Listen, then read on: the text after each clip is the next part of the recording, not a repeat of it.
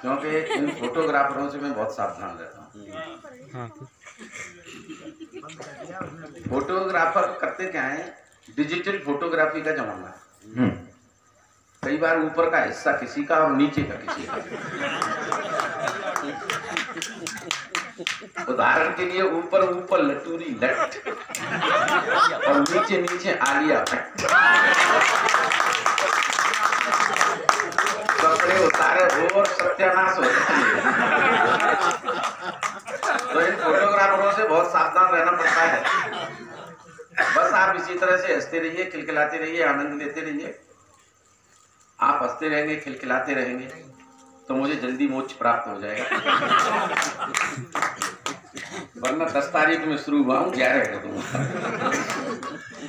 मैं 10-15 मिनट आप लोगों के बीच में, जितना आदरणीय पंडित जी आदेश करेंगे मैं उतना ही काम करूंगा।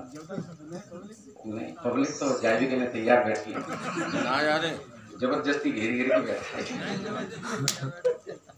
कुछ लोग चले गए हैं, वो चले गए हैं, उनसे मुझे कोई शिकायत नहीं। जो चले गए हैं मुझे उनसे कोई शिकायत नहीं है। वही चले गए जिनको अपने घरों के ऊपर भरोसा नहीं था, या वो चले गए हैं जिनके पड़ोसी पहले चले गए थे।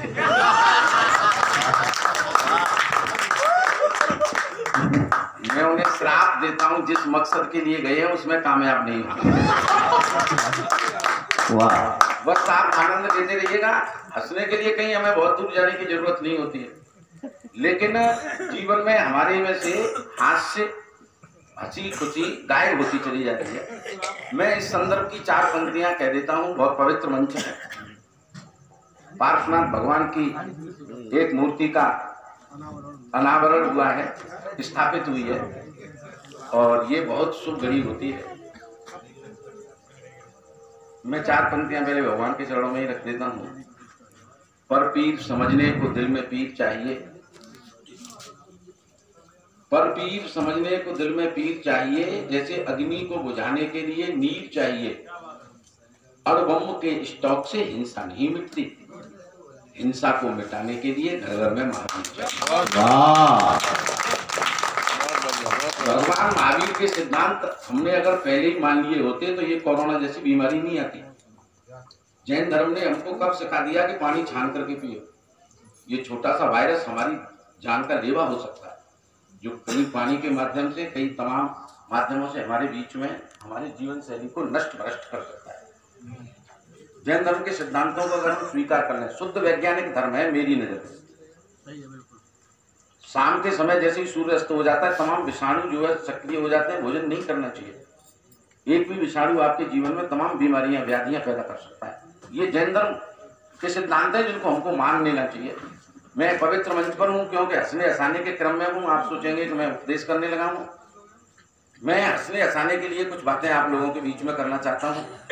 जीवन में नीरसता आ रही है सचिन भैया, नीरसता का कारण मैंने खोजा और हंसना क्यों आवश्यक है, इस आशय की 4 पंक्तियां कहता हूँ और फिर कुछ देर आप लोगों के लिए आपके बीच हंसना चाहूंगा। संबंधों के आंगन मितवा, अब दिल से दिल की दूरी है। संबंधों के आंगन मितवा, एक घर में भाई साहब 2 भाई सगे भाई रहते हैं। शाम को छोटा भाई या बड़ा भाई जब लौट के घर आता है तो पॉलीथीन की थैली में कुछ खाने पीने की चीजें लेकर आता है। मजे की बात तो यह है कि जब पॉलीथीन की थैली में खाने पीने की चीजें कुछ होंगी तो उनको छुपा करके अंदर घुसेगा कि कहीं भाई के बच्चे देख करके मांगना शुरू कर। ये जीवन जिस दिन जब से हमने जीना सीख लिया, हमारे जीवन से हंसी और खुशी गायब होती चली। बहुत बढ़िया। तब ये पंक्तियां कहना चाहता हूं कि संबंधों के आंगन में तुम्हारे दिल से दिल की दूरी है, और इस पेट की खातिर पग पग रहना हम सबकी मजबूरी है। रोना धोना छोड़ साथिया, मुस्कानों के गांव चले। जीना है तो सच कहता हूं, हंसना बहुत जरूरी। जीना है तो सच कहता हूं, हंसना बहुत जरूरी है। लेकिन हंसने का सौभाग्य भी हर किसी को नहीं मिलता। शुरुआत में कितने लोग थे, उनके भाग्य में नहीं था हंसना। कुछ सरफरों का तो यह फूटा नसीब है, चेहरे पर मुस्कान नहीं तो समझ लेना गरीब है। हंसने हंसाने पर कैसी बंदिश है, अरे हंसता तो वो है जो पार्श्वनाथ के करीब है। तो कहीं ईश्वर की असीम अनुकंपा होती है तब हमें कहीं चंद क्षण हंसने हंसाने के मिलते हैं।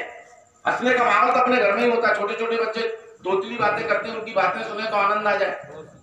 पिछले दिनों मेरा छोटा बेटा मुझसे कहने लगा, पापा स्कूल में नई मैडम आई है ना, बहुत हॉट है, वेरी हॉट। हमने की चुप, टीचर माँ के समान होती है, चुप हो जा। तो पलट के मुझसे कहने लगा, आप चुप हो जाओ, हमेशा अपनी जुगाड़ में ही रहते हैं। अच्छा, इस बात पर मुझे गुस्सा आ गया तो मैंने बाप होने का अधिकार प्रयोग किया। बाप होने का अधिकार आप जानते हैं? बच्चों को पीटना है की जरूरत नहीं है। अगर हम बच्चों को पीटे नहीं तो हमको भ्रम होता है कि हम इनके बाप हैं भी कि नहीं। मैं प्रैक्टिकल बातें करता हूँ सर। हमें भ्रम होता है कि हम इनके बाप हैं भी कि नहीं। जैसे ही मैंने उसको चांटा दिया तो पलट के मुझे पूछने बैठ गया, क्या आपके पापा आपको ऐसे ही पीटते थे? हम इनकी ऐसे ही पीटते थे। अच्छा, फिर तो उनके भी पीटते होंगे। हम इनकी पीटते ही होंगे। अच्छा, उनके भी पीटते होंगे, हमें इनकी पीटते ही होंगे। तू क्या जानना चाहता है? कि मैं तो ये जानना चाहता हूँ ये गुंडागर्दी अपने खानदान में कब से चली आ रही है? तो हाथ से तो बिखरा पड़ा हुआ है। मेरे कहने का तात्पर्य ये है। अच्छा, जब हमारे योगी जी की सरकार बनी थी उत्तर प्रदेश में, तो आपको पता होगा जैसे ही सरकार बनी और बोर्ड की परीक्षाएं शुरू हो गई, योगी जी ने नकल विहीन परीक्षा की घोषणा कर दी और मेरे छोरे ने दी इंटर की परीक्षा। मैं टेंशन में, नकल होगी नहीं, पास कैसे होगा, और रिजल्ट बहुत जल्दी। तो मैंने अपने बेटे से, और जिस दिन रिजल्ट आने को था घर पर रिश्तेदार आने को, तो मैंने छोरे से कहा, मैंने देख भाई घर पे मेहमान आने को और तेरा रिजल्ट आ रहा है, अगर फेल हो जाए तो रिश्तेदारों के सामने ही छोटे से मुंह से ये मत कह देना फेल हो गया, ना कर देगी। कोट वर्ड सेट कर ले, क्या बात है। एक विषय में फेल हो जाए तो ये मत कहना फेल हो गया, ये कह देना बोल बजरंगबली की। मैं समझ जाऊंगा तू एक विषय में, और अगर दो में हो जाए तो कह देना सियावर रामचंद्र की जय, और तीन में हो जाए तो फेल शब्द नहीं लाना बेटा जुबान पर, ये कह देना बोल ब्रह्मा विष्णु महेश। सारे कोट वर्ड सेट हो गए। 12:30 बजे के करीब रिजल्ट आ गया। सूचना देने के लिए निकम्मा सबसे पहले मेरे ही पास आ गया और मुझे भ्रम संदेह कि कहीं ऐसा न करे आकर के कुछ गड़बड़ कर दे, रिश्तेदारों के सामने नाक कटवा दे। तो मैंने उसे दूर से इशारे से पूछा, और तू हंसने के लिए तैयार है? दूर से इशारे से पूछा मैंने कि तेरे रिजल्ट का क्या हुआ? तो दोनों हाथ उठाकर बोला बोल साचे।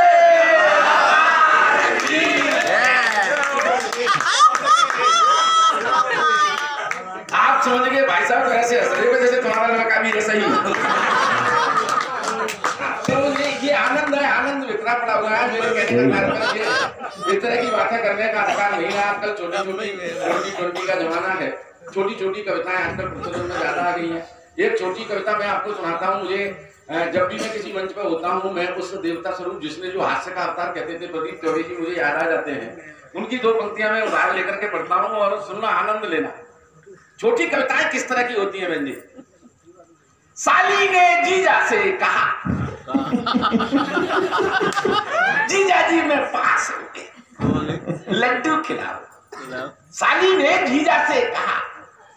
अगली पंक्तियों में चमत्कार हो जाए तो ठाके के द्वारा सूचित करना। जन सब बैठ जा, अभी मैं थोड़े बैठने वाला हूं। ज्यादा देर तक खड़े रहे तो पांव भारी हो जाएंगे। साली ने जीजा से कहा, जीजा जी में पास हो गई, लड्डू खिलाओ। अगली पंक्ति में भाई साहब ठाका है। साली ने जीजा से कहा, जीजा जी में पास हो गई, लड्डू खिलाओ। जीजा जी बोले खिलाऊंगा, थोड़ी और पास हो जाओ। वाह, ये छोटी कविता है। और देखिए कभी भी, अच्छा ये दीपक जो है बहुत अच्छा संचालन कर रहा है।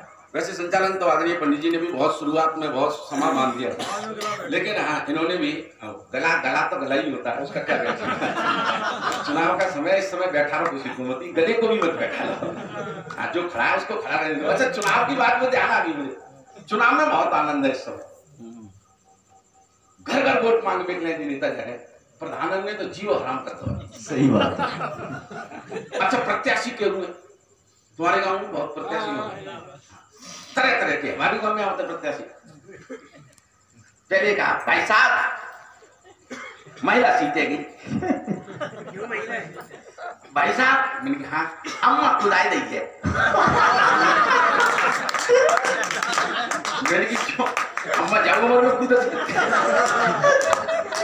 चौक चौक खुदाई दी है, क्या मतलब कहाँ से खुदाई है पहले जो बता।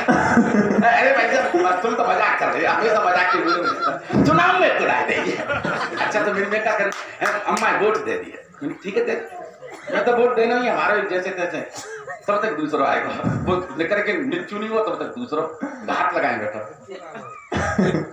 भाई साहब ताई लड़ रही है। क्यों लड़ रही है बिना लड़े चैन? अरे नहीं भाई साहब किनसे लड़ रही है पहले ये बता, कोई बहुत लड़ रही है? नहीं भाई साहब तुम समझ ना पा रहे, मैंने की क्या समझू बता, चुनाव लड़ रही है।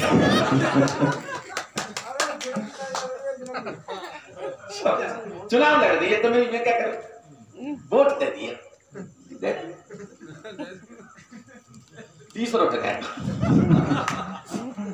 पचौरी जी। मैं आपके कहना मूंग महिला सीट है।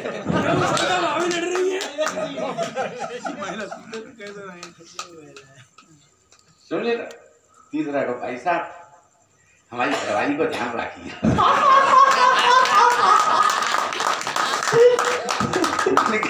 मेरे की चोरे घरवाली तेरी और ध्यान में रख, अगर वो ये ध्यान रखना तो तेने ब्याह कर दो। ऐसा वैसे वोट दे दी मेरे की चलतों को वोट दो, एक बार जोरदार तालियां बजाओ।